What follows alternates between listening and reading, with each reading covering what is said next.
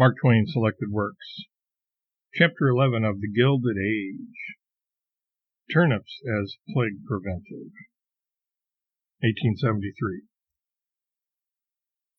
2 months had gone by, and the Hawkins family were domiciled in Hawkeye. Washington was at work in the real estate office again, and was alternately in Paradise, or the other place, just as it happened that Louise was gracious to him or seemingly indifferent, because indifference or preoccupation could mean nothing else than that she was thinking of some other young person. Colonel Sellers had asked him several times to dine with him when he first returned to Hawkeye, but Washington, for no particular reason, had not accepted. No particular reason except one which he preferred to keep to himself, viz., that he could not bear to be away from Louise. It occurred to him now that the colonel had not invited him lately. Could he be offended? He resolved to go that very day and give the colonel a pleasant surprise. It was a good idea, especially as Louise had absented herself from breakfast that morning and torn his heart. He would tear hers now and let her see how it felt. The Sellers family were just starting to dinner when Washington burst upon them with his surprise. For an instant the colonel looked nonplussed and just a bit uncomfortable, and Mrs. Sellers looked actually distressed. But the next moment the head of the house was himself again and exclaimed, "All right, my boy, all right. Always glad to see you. Always glad to hear your voice and take you by the hand. Don't wait for special invitations. That's all nonsense among friends. Just come whenever you can and come as often as you can. The oftener the better. You can't please us any better than that, Washington. The little woman will tell you so herself. We don't pretend to style. Plain folks, you know, plain folks. Just a plain family dinner, but such as it is, our friends are always welcome. I reckon you know that yourself, Washington. Run along, children. Run along, Lafayette." In those old days, the average man called his children after his most revered literary and historical idols. Consequently, there was hardly a family, at least in the West, but had a Washington in it, and also a Lafayette, a Franklin, and 6 or 8 sounded names from Byron, Scott, and the Bible, if the offspring held out. To visit such a family was to find oneself confronted by a Congress made up of representatives of the imperial myths and the majestic dead of all the ages. There was something thrilling about it to a stranger, not to say awe-inspiring. "Stand off the cat's tail, child. Can't you see what you're doing?"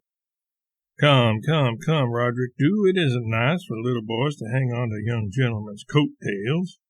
But never mind him, Washington. He's full of spirits and don't mean any harm. Children will be children, you know. Take the chair next to Mrs. Sellers, Washington. Marie Antoinette, let your brother have the fork if he wants it. You are bigger than he is." Washington contemplated the banquet and wondered if he were in his right mind. Was this the plain family dinner? And was it all present? It was soon apparent that this was indeed the dinner. It was all on the table. It consisted of abundance of clear, fresh water, and a basin of raw turnips. Nothing more. Washington stole a glance at Mrs. Sellers' face, and would have given the world the next moment if he could have spared her that. The poor woman's face was crimson, and the tears stood in her eyes. Washington did not know what to do. He wished he had never come there and spied out this cruel poverty and brought pain to that poor little lady's heart and shame to her cheek. But he was there, and there was no escape. Colonel Sellers, hitched back his coat sleeves airily from his wrists as who should say, "Now for solid enjoyment," seized a fork, flourished it, and began to harpoon turnips and deposit them in the plates before him. "Let me help you, Washington. Lafayette passed this plate to Washington. Ah, well, my boy, things are looking pretty bright now, I tell you. Speculation, the whole atmosphere is full of money. I wouldn't take 3 fortunes for one little operation I've got on hand now. Have anything from the casters? No, well, you're right. Some people like mustard with turnips, but now there was Baron Poniatowski. Lord, but that man didn't know how to live. True Russian, Russian to the backbone. I say to my wife, give me a Russian every time for a table, comrade. The Baron used to say, take mustard, Sellers, try the mustard. A man can't know what turnips are in perfection without mustard. But I always said, no, Baron, I'm a plain man, and I want my food plain. None of your embellishments for variety sellers, no made dishes for me. And it's the best way. High living kills more than it cures in this world, you can rest assured of that. Yes, indeed, Washington, I've got one little operation on hand that... Take some more water. Help yourself, won't you? Help yourself. There's plenty of it. You'll find it pretty good, I guess. How does that fruit strike you? Washington said he did not know that he had ever tasted better. He did not add that he detested turnips, even when they were cooked, loathed them in their natural state.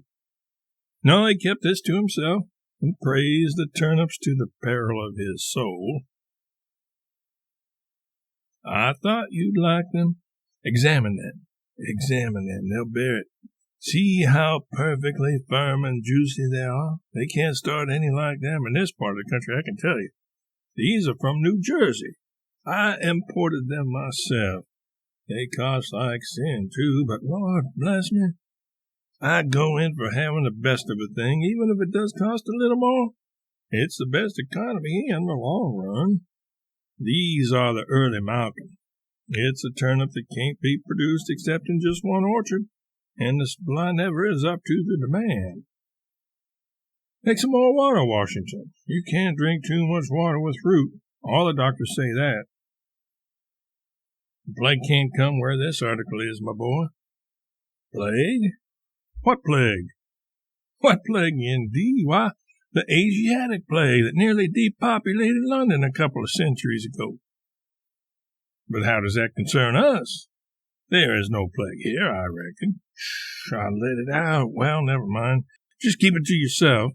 Perhaps I hadn't said anything, but it's bound to come out sooner or later, so what is the odds? Old McDowell's wouldn't like me to bother it all. I'll just tell the whole thing and let it go. You see, I've been down to St. Louis, and I happened to run across old Dr. McDowell's. Thanks the world of me, does the doctor. He's a man that keeps himself to himself, and well he may, for he knows that he's got a reputation that covers the whole earth.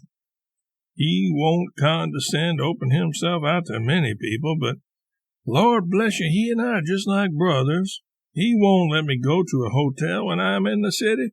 Says I'm the only man that's company to him, and I don't know, but there's some truth in it, too, because although I never like to glorify myself and make a great to-do over what I am or what I can do or what I know, I don't mind saying here among friends that I am better read up in most sciences, maybe, than the general run of professional men in these days. Well, the other day he let me into a little secret, strictly on the quiet, about this matter of the plague. You see, it's booming right along in our direction. Follows the Gulf Stream, just as all those epidemics do, and within 3 months it will just be waltzing through this land like a whirlwind. And whoever it touches can make his way on contract for the funeral. Well, you can't cure it, but you can prevent it. How? Turnips. That's it. Turnips and water. Nothing like it in the world, old McDowell says. Just fill yourself up 2 or 3 times a day, and you can snap your fingers at the plague. Shh, keep mum. But just you confine yourself to that diet, and you're all right.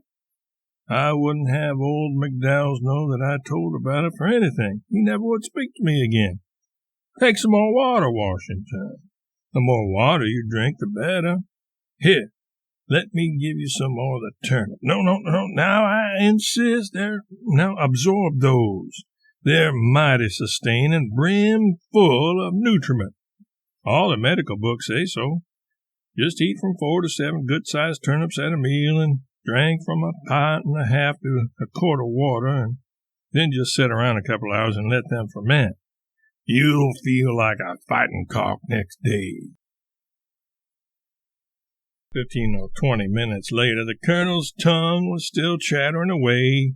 He had piled up several future fortunes out of several incipient operations, which he had blundered into within the past week, and was now soaring along through some brilliant expectations born of late promising experiments upon the lacking ingredient of the eye water.